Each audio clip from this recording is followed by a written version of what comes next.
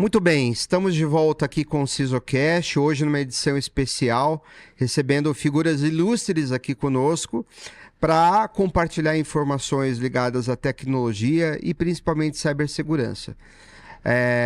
Com a questão do Covid, do período que nós passamos por pandemia, nós observamos uma crescente demanda de atendimentos de consultas que são consultas em home. Então as pessoas não podiam ir até os hospitais, porque muitas vezes elas podiam contrair a doença, entendia-se assim na época, e isso abriu espaço para empresas que são empresas detentoras de tecnologia avançada e que fazem a diferença para a sociedade, se apresentassem e crescessem. Nós tivemos um crescimento das empresas que oferecem teleconferência, todos os processos que fomentam a segurança em nuvem também. E hoje eu trouxe uma figura ilustre para conversar conosco aqui, que é o Paulo Cardoso. Muito bem, obrigado por ter vindo aqui, Paulo. Eu que agradeço o convite, muito obrigado. Alain, obrigado, Sisocast, por essa honra de participar desse podcast aqui, que com certeza se destaca aí no mercado de tecnologia. E a gente agradece o apoio de vocês nesse evento, tá? Para nós é uma honra. O que eu queria colocar aqui, Paulo, em função dessa experiência que você tem, eu queria que você falasse um pouquinho da Agem. Explicasse para o mercado o que é a Agem, por que vocês aceitaram participar desse evento que é o Alma Cybersecurity Summit conosco, né? Aqui no Sírio-Libanês, e nos apoiar no projeto Sisocast nessa edição, que para a gente é bem importante isso. Por favor. Vamos lá. Primeiro, mais uma vez, obrigado. Eu sou o Paulo Cardoso, eu sou conselheiro de inovação e tecnologia na Agem. A Agem é uma empresa, embora seja brasileira, já é multinacional, é um fabricante também de produtos para tecnologia, fabricante de headset, fabricante de webcam, fabricante de produtos para videoconferência, para colaboração em si, mas a Agem já foi um grande fornecedor no passado de produtos hospitalares, inclusive para hospitais. E daí vem um pouco da experiência da Agem neste mercado. É isso que eu ia falar, vocês já trazem essa bagagem. Traz uma bagagem das necessidades, das dificuldades, de como é a logística também, como é a necessidade de ter materiais específicos para o ambiente hospitalar, para o ambiente clínico. Então, quando a gente viu essa oportunidade, você acabou falando uma coisa interessante, que durante a pandemia a Agem foi uma das empresas que mais se destacou, ajudando pessoas, ajudando os governos, ajudando empresas a não só tornar a videoconferência acessível, mas tornar possível, porque era a única forma das pessoas se comunicarem, visitarem seus parentes. É isso aí. Tivemos uma experiência muito, muito, muito interessante e muito intensa e exaustiva também, porque a Agem teve que, em alguns momentos, as empresas não podiam comprar, empresas públicas, por exemplo, não podiam comprar sem licitação, sem aquele todo o processo. Nós fizemos muitas doações de câmeras para esse segmento. Então, daí vem a nossa experiência e daí veio o interesse da gente apoiar essa iniciativa aqui da AlphaHunter, de participar desse evento com vocês, principalmente no hospital aqui, numa instituição que é maravilhosa, referência, né? Referência, eu sou um cliente, ninguém gosta de ser cliente do hospital, mas eu sou um cliente que pode falar bem. Todas as vezes que eu fui cliente aqui, eu fui muito bem tratado. Isso é muito bom, isso é um relato importante. Deixa eu te fazer uma pergunta. Aproveitando que você falou disso, a gente sabe que o setor de saúde e o setor de educação demandaram muito esse tipo de coisa, né? Estima-se que as crianças tiveram um prejuízo muito relevante em função de não comparecerem às escolas, mas que foram salvas justamente em função das teleconferências e tudo mais, né? Eu queria que você traçasse, se possível, um panorama de como você entende que o mercado brasileiro ele evoluiu. Porque eu trato disso como uma evolução, por outra forma, a gente vê que tem um lado positivo também, né? A comunicação, as pessoas nunca foram tão conectadas, isso acaba ajudando de certa forma em termos de inovação. Mas como que você vê o mercado hoje em dia, em função desse período que nós passamos, né? Essa mudança cultural toda?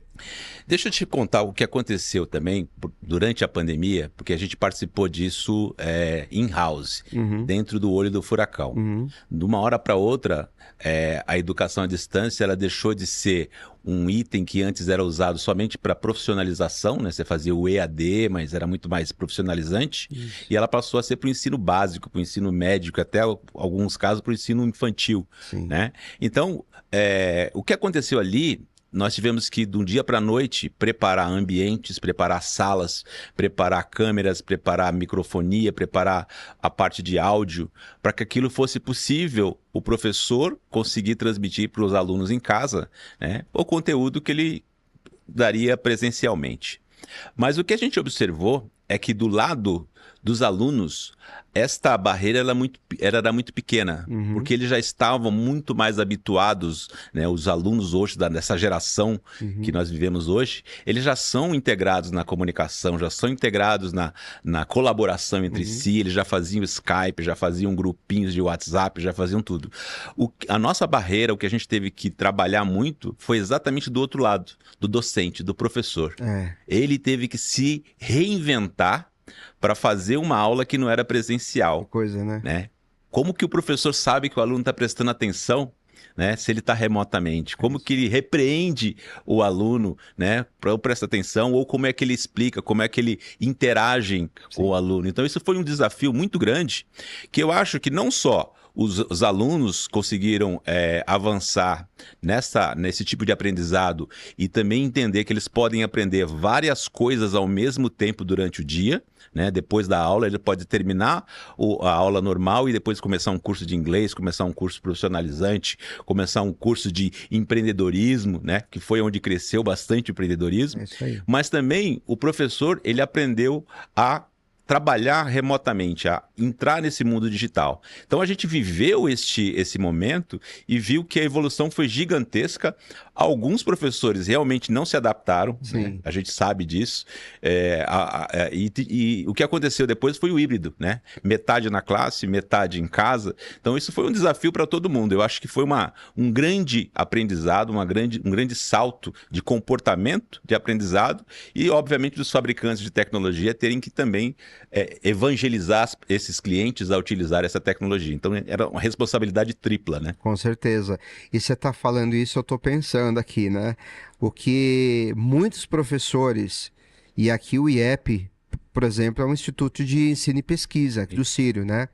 Mas não falando aqui, tomando como exemplo o seu ainda, surgiram muitos YouTubers, professores que entenderam que aquilo era um instrumento, o streaming era um instrumento de engajar também a galera, né? Você tem a figura da Cíntia Chagas, por exemplo, que surgiu a partir daí, né? Pelo meu entendimento, tá? Me corrija se eu falar uma besteira, mas até então eu não conhecia. E que acabam inspirando vários outros alunos. Eu tomo como exemplo a minha filha, por exemplo, ela segue alguns e ela adora a matéria de língua portuguesa. Então ela se inspira também. Ou seja, tem um lado muito positivo essa coisa da nuvem, né? Do SaaS, do IaaS, né? Sim, com certeza. Eu acho assim, muitos professores não só entraram nesse negócio de YouTube, de gravar aulas, gravar reforços de aulas, que isso foi muito importante. A minha filha também é uma super adepta de reforçar a aula com professores que ela segue, né, de algumas matérias. Mas também eu acho que muitos desses professores, eles acabaram criando uma profissão até um pouco mais, sendo melhor remunerado, às vezes, fazendo esse tipo de trabalho e até mudando, saindo do modelo tradicional e fazendo só isso. Então, eu acho que para todos os profissionais, né, de educação, para todo esse circuito, acho que foi uma grande evolução. Você falou do INEP e essa área de saúde, ela tinha também uma característica muito peculiar, né, de se fazer essas transmissões e esse ensino, porque era ambiente hospitalar. Muitos alunos, né, tinham que fazer aulas, né, ou participando de cirurgias, participando de simulações de cirurgias, e os equipamentos que eram colocados ali tinham que ser específicos para isso. Então a gente aprendeu muito de como atender esse tipo de demanda, atender esse público de uma forma bastante profissional, atendendo às especificações e às necessidades que a própria Anvisa exige que a gente entregue nos nossos equipamentos. Uma evolução, né? Uma evolução muito grande. Eu vejo muita coisa boa. Eu queria que você falasse então pra gente das tecnologias que vocês representam, O que você pode evidenciar como sendo as mais relevantes dentro do mercado que você atende, sobretudo o hospitalar? O que hoje ele mais demanda de vocês? Olha, até a videoconferência, na verdade, ela é o carro-chefe, né, da nossa companhia. Ela responde aí por 90% do nosso faturamento, mas a gente entende que nós somos um fornecedor de colaboração. Então a gente também fornece headsets, né, headsets profissionais, headsets para call centers, para a área hospitalar, para a área industrial, para empresas de vendas, né?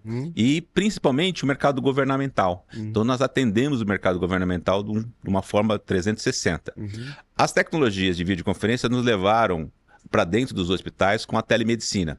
Como você sabe, até pouco tempo atrás a telemedicina era um tabu, né? Até mesmo dentro da própria Anvisa. Sem dúvida. Né? E muitos dos procedimentos que hoje são padrão, que hoje são atendimento por videoconferência, há 4, 5 anos atrás, antes da pandemia, isso não era regulamentado. É isso aí. Né? É isso. Então a gente ajudou a evolução dessa regulamentação, batendo na porta dos órgãos públicos, fornecendo materiais de qualidade, para que essa realidade fosse, para que isso fosse uma realidade hoje. Então a gente se sente bastante responsável de ter ajudado chegar de onde chegou hoje, que é pegar o seu celular, né, o seu telefone móvel, e fazer uma consulta médica com o seu médico preferencial ou médico do convênio. E o que nós fizemos foi exatamente criar um software também para que não só as pessoas pudessem fazer essas consultas online, mas que também os planos de saúde, que também faz parte desse nosso ecossistema, eles resolvesse um problema muito grande, que é a qualificação e quando ele vai contratar o usuário vai contratar um novo plano de saúde, ele passa por aquele questionário de qualificação. Aquilo sempre foi uma pedra no calcanhar de todos os planos de saúde, porque ele fazia as perguntas e a pessoa respondia por telefone. Né, ou mandar um formulário. Hoje nós conseguimos que isso seja feito por videoconferência. Que bacana. Então, a pessoa do plano de saúde que está qualificando, perguntando assim, Alan, você já teve algum problema de saúde nessa especialidade? Então, ele está conversando com você. Então, isso já é uma evolução muito grande, uma segurança para os planos de saúde e, obviamente, uma segurança para o contratante, porque ele sabe que se ele tiver que fazer aquela cobertura, aquela entrevista de qualificação dele, ela é 100% auditável. Né? Então, acho que isso foi uma grande evolução e é um software que a Agen produz hoje, chamado Agen eCare, aliado às câmeras que nós temos hoje para telemedicina. Então, nós temos câmeras hoje de um dos nossos grandes fornecedores, que é a Aver, que é um fornecedor taiwanês, uma multinacional, líder nesse mercado, onde as câmeras são desenhadas para o ambiente hospitalar. São câmeras já medical grade, câmeras brancas, câmeras que já têm todas as certificações sanitárias necessárias para operar no ambiente hospitalar. E também para clínicas, que você consegue fazer, na verdade, até cirurgias à distância com essas câmeras, mas você consegue fazer consultas e temos até uma câmera que ela é destacável, você consegue aproximar ela do paciente para fazer uma análise de pele, uma análise ocular, hein? Uma análise, por exemplo, bucal. Então isso com altíssima qualidade, com a qualidade de Super HD. Né? Então a gente conseguiu suprir toda essa cadeia com esse fornecimento desse portfólio de produtos para a linha médica hospitalar da Agen Tecnologia. Porque você quando pensa realmente nesse tipo de coisa, você sempre associa o consulta do passado, que era aquele médico que escutava seu batimento cardíaco, ver se a sua temperatura e tudo mais. E ele tinha essa necessidade. Alguns nem olham na tua cara, né? Em alguns lugares aí, você sabe que alguns você pode até ser mal atendido em algumas clínicas que tem no mercado. E outros é muito bem atendido, como aqui no Sírio-Libanês, por exemplo, né? Mas o que eu queria colocar para você é o seguinte, quando você tem uma situação como essa, você está avançando e modificando a cultura de uma sociedade completamente, né? Como é que você se sente hoje fazendo parte desse processo, né? E como é que você enxerga a nossa sociedade? Ela hoje já se adaptou a isso? Ela tem uma demanda ainda maior para esse tipo de coisa? Como é que você vê o nosso mercado interno consumidor? Olha, eu acho que o mercado ele se adapta muito mais rápido, né? O mercado consumidor ele se adapta muito mais rápido do que o mercado fornecedor. Tá. O mercado fornecedor ele ainda tem uma necessidade de entender qual é a necessidade do paciente, a cultura do paciente, mas principalmente o poder aquisitivo desse paciente. Então, como você democratiza esse tipo de tecnologia, por exemplo, com a consulta pelo seu smartphone, você, na verdade, não só está economizando tempo, mas você está economizando também o deslocamento daquele paciente até uma clínica médica, até um hospital. Você está economizando o tempo do próprio médico ter que se deslocar. Você está tratando um problema também. Nós vivemos numa sociedade, às vezes, com problemas de violência, né? Que você não corre risco, você está economizando no transporte. Fila física. A própria contaminação, né? No contaminação hospitalar, de você estar num ambiente hospitalar. Então, você evita essa cadeia, né, de que eu chamo de... Não são problemas, mas são situações peculiares de quem precisa no atendimento médico. Isso. Então, nós nos sentimos muito orgulhosos de fazer parte desse momento, ser fornecedor desse momento, embora estejamos, né, nos bastidores como fornecedor de tecnologia. Mas uma das coisas que a gente gosta de fazer, e essa oportunidade que você está nos dando aqui é fantástica, é exatamente evangelizar parceiros, né, outros parceiros, para que entendam que o fornecedor de tecnologia ele tem uma responsabilidade tão grande quanto o próprio hospital que atende. Então, nós somos parceiros neste conceito do bem-estar do paciente. Então, para a gente é muito gratificante. Nossa, que bacana. E eu queria que você falasse para a gente um pouquinho como é que vocês estão hoje em termos de mercado. Vocês estão somente em São Paulo? Vocês estão atendendo em Brasil inteiro? Como é que funciona? Nós atendemos o Brasil inteiro, né? Como eu te disse, 90% é para o mercado governamental também. Então, nós temos um grande fornecimento para o mercado de governo, mas também muitos mercados privados, principalmente na área de saúde, saúde e justiça. Nós atendemos o Brasil. E a Agem agora está num processo de expansão, né? Ela tem uma fábrica na China, onde nós fabricamos headsets, fabricamos webcams e outros produtos. Nós estamos numa expansão para a área de educação, que você mencionou aqui também, trazendo produtos específicos para a área de educação. E estamos também abrindo uma operação em Portugal para atender uma parte da Europa, os países europeus, né, que falam língua portuguesa, Portugal, mas também os países africanos que falam língua portuguesa. Angola, Moçambique, Nova Guiné, então todos os países africanos que falam língua portuguesa.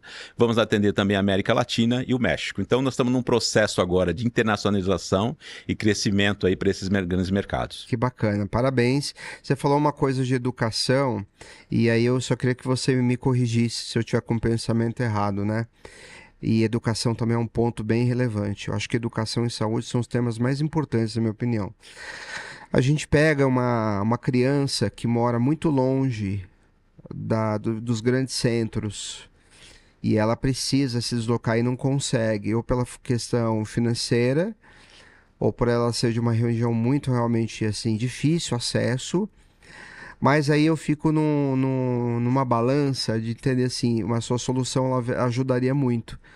Desde que os governos ou determinados governos entendessem que eles precisam disso, mas precisam auxiliar também na chegada de conexão.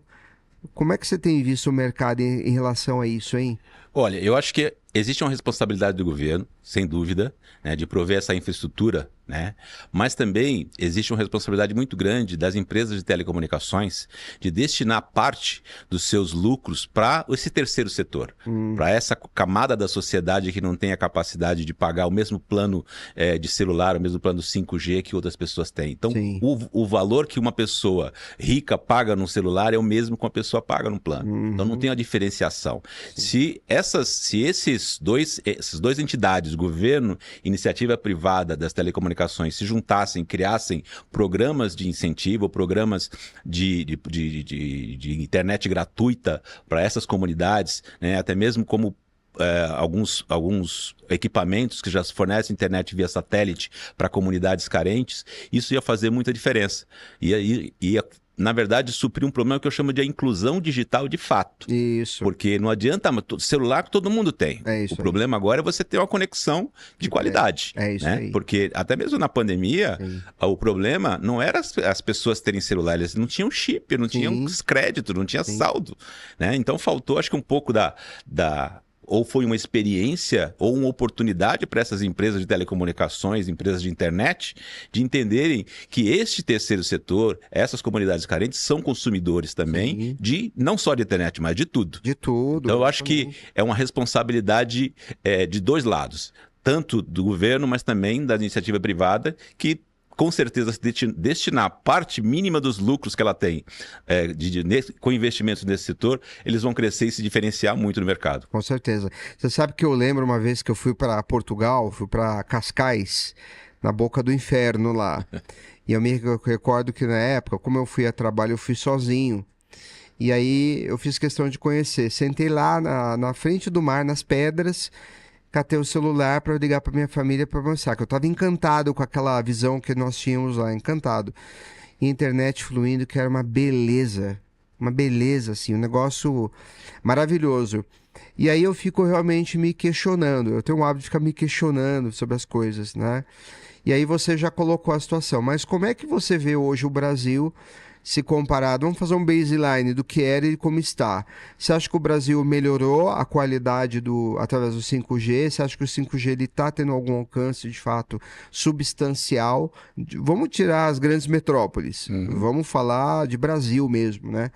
Nordeste, Norte, determinados pontos do Centro-Oeste também. Como é que você vê isso aí, tendo a percepção do teu produto? Olha, eu acompanhei bastante a concessão do 5G, das empresas que ganharam o edital de concessão do 5G.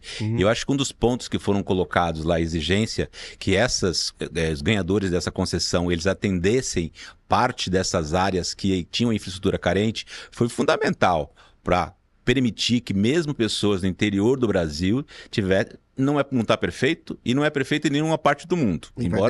Vai demorar um pouco. Daqui a pouco chega o 6G e a gente não aproveitou o que o 5G poderia ter oferecido. Mas eu acho que o modelo de concessão, o modelo que foi feito para que essas empresas que ganharam esses editais pudessem também ajudar essas comunidades, melhorou bastante. A gente sabe que quando você tem um 5G, quando você chega num lugar hoje, não basta você ter conexão, basta você ter conexão contínua. É isso aí. Né? Porque não adianta você conseguir ligar ou conseguir falar, estabelecer e não dar continuidade. Com certeza. Né? Então, acho que evoluiu, tem muito a crescer, mas eu olho e falo de novo, todo crescimento, toda falha, todo gap é uma oportunidade de negócios, tanto para as empresas privadas quanto para os governos poderem entender que ali tem um benefício para a comunidade, que é o dever do Estado também. Com certeza. E streaming não é futuro, é presente. Não, tudo mudou. Né? Vou te interromper, porque streaming, até um pouco tempo atrás, ele era associado a gamers. Isso. Né? Era só gamers faziam streaming.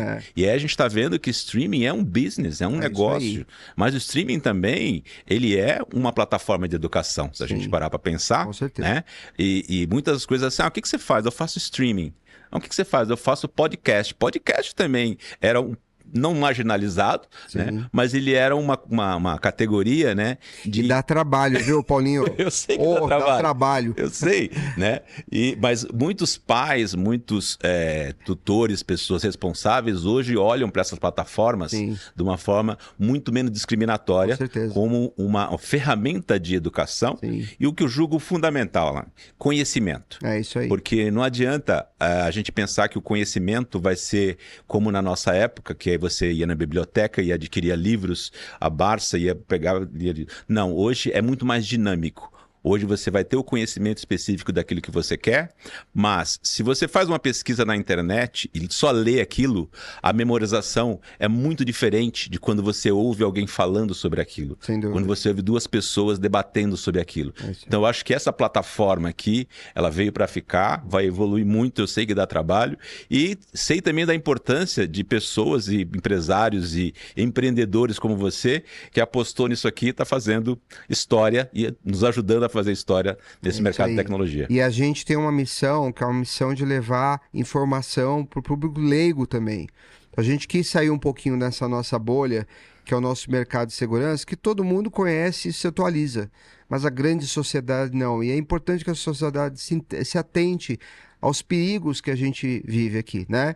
Então eu acho que falar de segurança, associar a questões de conferência, que tem tudo a ver, eu acho que é um assunto que faz todo sentido para nós. A gente, infelizmente, está com o tempo finalizando. Pedir que você faça suas considerações finais e passe o contato da Agem, caso alguém tenha interesse em conhecer os produtos de vocês. Perfeito. Bom, primeiro, agradecer mais uma vez e me posicionar aqui como um defensor dessa jornada que vocês têm aqui, porque para mim o SISUcast, na verdade, ele funciona também, a segurança funciona como uma confiança para quem entra na internet, para quem publica os seus conteúdos na internet. Quando você chega num lugar e você vê que tem seguranças, tem policiais, tem alguém, você se sente mais seguro. É como a gente se sente aqui como usuário. É isso. Então, muito obrigado mais uma vez, parabéns pela iniciativa. Quem quiser consultar os produtos da Agem, agem.com.br. Lá tem todos os nossos contatos. Fiquem à vontade. Meu nome é Paulo Cardoso, também estou no LinkedIn. Me procurem lá, qualquer dúvida. E mais uma vez, muito obrigado pela oportunidade. Eu que agradeço, Paulinho. Você é da casa aí. Então, para você que está aí em casa, curta um pouquinho agora o comercial da Agem, um pedacinho do que eles entregam, e a gente volta daqui a pouquinho depois do break. Obrigado.